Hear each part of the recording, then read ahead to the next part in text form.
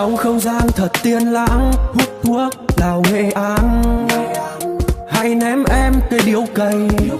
Anh cho em xin que diêm que đóm với cốc nước để hãm phê. Anh đỡ em cái nhẹ, cho em xin anh bí nữa. Anh nghe anh hãy bật lửa chấm cho em, bật lửa và chấm cho em anh nhé. Cho em độ trong vòng tay anh, môi em liền đề anh.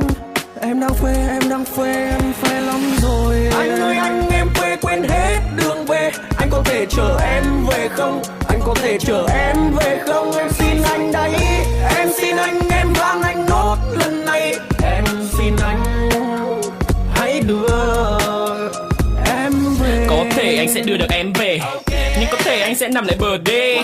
Em là con gái thì vào nhà nghỉ để mình cùng tên, nhưng em là con trai nên là đừng cãi vì hôm nay anh đầy nước. Khói bay em lèo nhèo là ăn cướp. Không phải em muốn gì là cũng được, nên là hút tiếp đê. Hết gói này thì mời bước. Đố em tụt được lõi vi này, gồng lên để anh em mình cùng bay. Chấp luôn thằng nghĩa thộn đang ngồi quay, tay thì đang ngồi tách cả thằng kia hút không đến lượt mày. Cho em độ trong vòng tay anh, môi em liền kề anh. Em đang phê em phê lắm rồi. Anh ơi anh em phê quên hết đường về. Anh có thể chở em về không? Anh có thể chở em về không? Em xin anh đấy, em xin anh, em van anh nốt lần này. Em xin anh